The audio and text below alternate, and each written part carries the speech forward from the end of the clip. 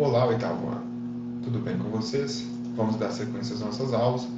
Hoje nós vamos falar, ou continuar falando, sobre a Revolução Francesa, aula 2. Na aula anterior, nós falamos do contexto histórico que antecedeu a Revolução. Falamos dos privilégios do primeiro e do segundo Estado, na questão de não trabalhavam, não pagavam os impostos. Isso gerou uma insatisfação muito grande do terceiro Estado, que era composto pela burguesia e todos os outros trabalhadores, camponeses, tá? E a crise econômica que a França atravessava devido à má administração, às guerras frustradas, né, que a França se envolveu, a grande seca, né? E todo esse contexto levou os franceses a questionarem o antigo regime. Isso culminou na queda da Bastilha, né, que era ali um símbolo da monarquia, onde os revolucionários acabaram ali tomando armas e depois roubando a pólvora que ficava guardada na Bastilha, matando o prefeito Bernard Delaunay, que ficava ali, e até ele tentou proteger, né, evitar o avanço dos revolucionários ali dentro da Bastilha, tá? Mas, dando sequência, foi aprovada, após aí, né, esse contexto, a Constituição Civil do Clero, que subordinava o clero ao Estado, ao governo, tá? E também aproveitaram para confiscar os bens da igreja. Nesse contexto, não tinham mais privilégios, os clérigos, os religiosos, eram apenas funcionários do governo, funcionários do Estado, tá? Alguns se submeteram, tá, a essa nova lei, essa nova realidade da França. Outros fugiram da França, tá? Porque esse contexto colocava os clérigos, né, subordinados não ao Papa, mas ao governo, à Constituição francesa, tá? Isso gerou uma divisão entre os que concordaram ou aceitaram e os que não aceitaram e acabaram fugindo da França. O próximo passo foi, né, consolidar aí, uma monarquia constitucional que colocaria os poderes divididos, separados, tá? Entre legislativo, executivo e judiciário, ficando o rei encarregado do poder executivo. Então já tira ali muito poder do rei, tá? A Revolução mostrava exatamente qual era o objetivo dela para o rei, qual deve ser o papel do rei.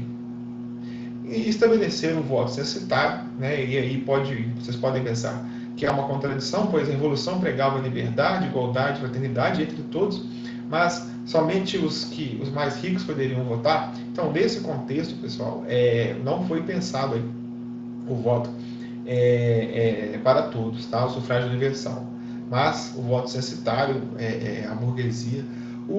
Os mais pobres conseguiram muitos direitos, tá, nesse contexto aí, mas não ao ponto aí dos mesmos direitos políticos que as pessoas mais ricas, no caso aqui, tá? Mulher, né, também não votava, não tinha esse direito também, tá? Então a Revolução Francesa tinha essas lacunas, vamos dizer assim. Nesse contexto, pessoal, o rei, vendo a situação em que a França estava passando, né, principalmente a situação dele, ele tentou fugir para a Áustria, tá? Só que ele acabou sendo reconhecido na cidade de Verrenes, próximo à Bélgica, tá?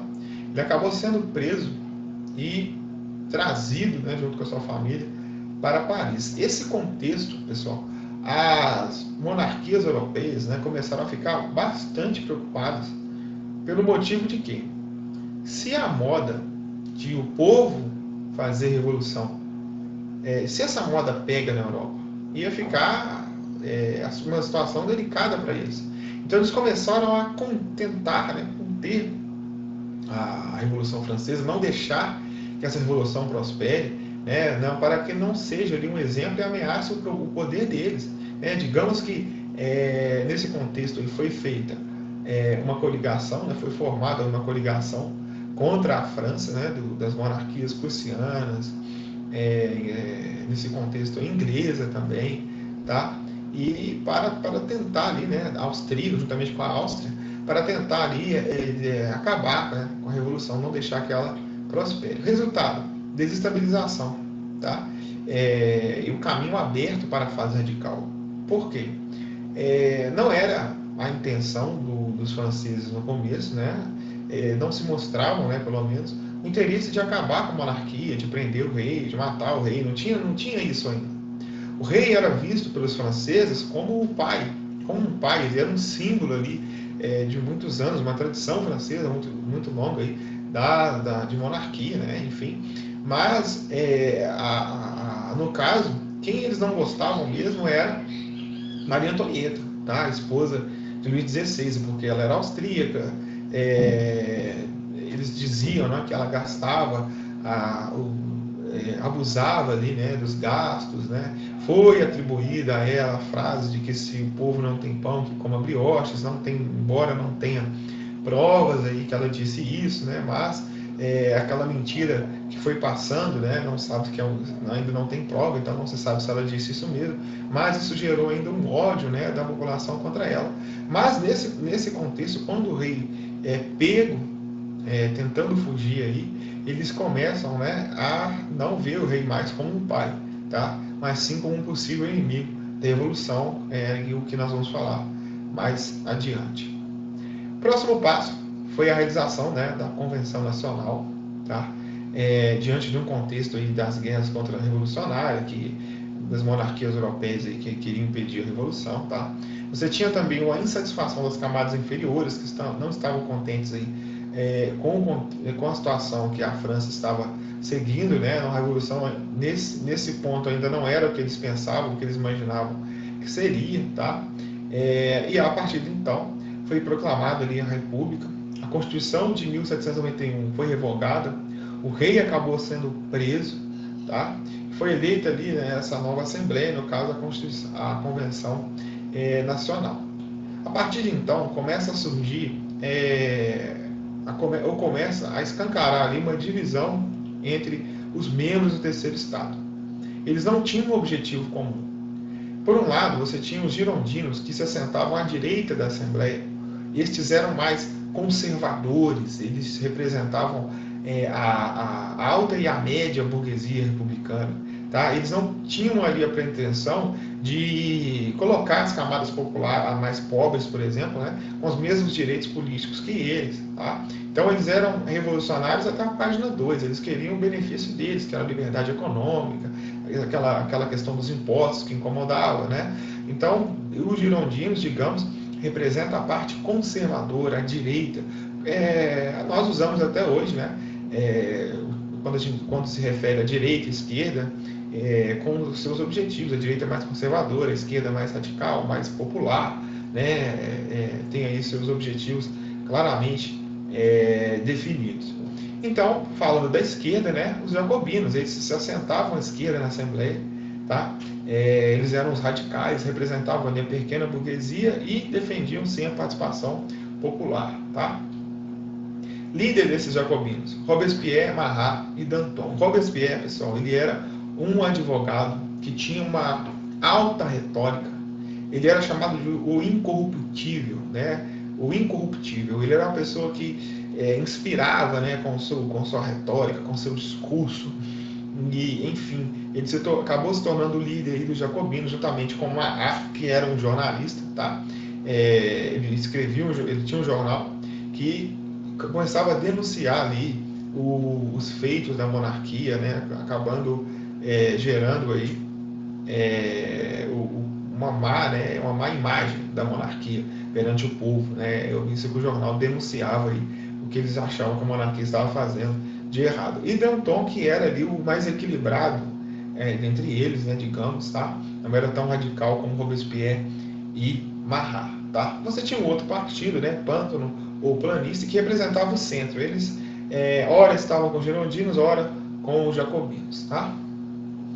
Então, passamos para a fase do terror. Julho de 1793 a junho de 1794. A partir de outubro de 1792, a França passou por um período de grandes massacres, perseguições contra a nobreza e o alto clero, tá? Ou qualquer pessoa que era considerada inimigo da revolução. Não tinha conversa, era levado para a guilhotina, era morto, tá? a partir desse momento, o rei foi condenado por alta traição, tá? Ele chegou até a dizer, né, que quando ele cometeu os crimes que aqui me julgam, né, quando os cometi, ainda não tinha legislação, e o Robespierre acabou respondendo ele, né, dizendo que a sua condenação era legitimada, né? Então o rei acabou sendo ali condenado e executado em praça pública, tá? Pela guilhotina, instrumento aí que foi bastante, que é um dos símbolos aí da Revolução Francesa, tá? Então foi a primeira coligação, tá? As monarquias ficaram ainda mais preocupadas, tentaram ali conter ainda mais a Revolução Francesa, né? Por causa dessa execução do rei. Houve uma rebelião camponesa que não era reacionária, não concordava com essa revolução, com o fim da monarquia, né, melhor dizendo. Isso acabou gerando mais revoltas, confusão, perseguições na França, tá? E para piorar a situação, nesse momento houve o assassinato do Jean-Paul Marat, esse jornalista. A casa dele ficava aberta e ele tinha um problema de pele, ele tinha que passar muitas horas ali dentro de uma banheira. Nesse momento, uma jovem entrou, dizendo que teria ali uma lista de traidores da Revolução, enfim. E num momento de distração, ela acabou matando o Marat, tá? Essa imagem que retrata aí a morte de Marat. A partir de então, né, os radicais começaram a se rebelar cada vez mais. A morte de Marat foi muito utilizada por Robespierre como um instrumento ali, como um símbolo, né, da Revolução Francesa. E Robespierre, nesse período, né, do governo jacobino, nessa ala, um momento radical, o momento mais radical da Revolução Francesa, né, Robespierre governou a França. E quais foram as características? Violência, guerra interna e externa. Fome, por quê? A França passava pela crise, a crise não tinha terminado, tá? Medo, perseguições, delações, julgamentos, execuções à guilhotina e várias rebeliões. Aí, para tentar amenizar essas revoltas, né, a França acabou passando ali por um regime ditatorial, tá? Foi criado o Comitê de Salvação Pública e de Administração de Defesa Externa. Então esse comitê era que administrava, né? Era onde o Robespierre ali tentava organizar a França pela visão jacobina, né? E com essa, vamos dizer, com as mãos de ferro, né? Uma parte mais radical. Mas nesse contexto, né? Não foi só de violência e mortes, né? Foi feita a reforma agrária, né? Eles haviam confiscado as terras da nobreza, do clero, né? A abolição da escravidão nas colônias francesas, isso foi muito importante porque foi um marco ali, foi um ponto de partida para que as colônias francesas começassem a lutar para a liberdade, principalmente o Haiti, tá? Matéria que nós vamos falar mais adiante, tá? Como o preço, havia ali uma grande fome, né? Foi feito um tabelamento de preço porque o preço do pão estava muito caro. Então, estabeleceu ali um preço máximo, tá? A lei do máximo geral também, que era o tabelamento de todos os produtos e também de salários. Era uma tentativa de conter ali a inflação, a fome, né? A terrível crise que a França atravessava. A Constituição de 1793, ela estabeleceu o fim do voto censitário. Então, homens maiores de 21 anos poderiam votar agora, tá? Então, tinha ali teve ali, né, um caráter mais popular nesse sentido, embora foi aí acompanhada, né, dessa terrível violência e execuções. Foi criado o Tribunal Revolucionário para condenar todos aqueles que eram considerados os inimigos da Revolução. Então, nesse contexto, se eles falassem que tinha alguém ali que estava contra a Revolução, essa pessoa estava na lista aí, ia ser julgada e provavelmente aí morta na guilhotina, tá? E o Robespierre, ele tentou estabelecer na França o famoso culto à razão. A França, né, é um país de tradição cristã, né, o cristianismo tem muitos adeptos na França, sempre teve. Então ele queria tirar isso, começou a estabelecer o culto à razão. Isso começou a fazer com que Robespierre perdesse a popularidade dele. Porque eles não iam deixar de acreditar em Deus, que eles já acreditavam há muito tempo, desde sempre, que fazia parte da tradição. Mas Robespierre tentou mudar isso, mudou o calendário, né, os nomes dos meses. Então, teve esse caráter bastante radical, embora tenha ocorrido aí alguns ganhos, né, por parte da população, aí, como a questão do voto, o fim da escravidão e também a repartição de terras, aí, com a reforma agrária. Tá? Então, pessoal, essa foi a nossa segunda aula. Nós teremos uma terceira aí para finalizar a Revolução Francesa e a chegada de Napoleão no poder. Tá bom? Até a próxima aula.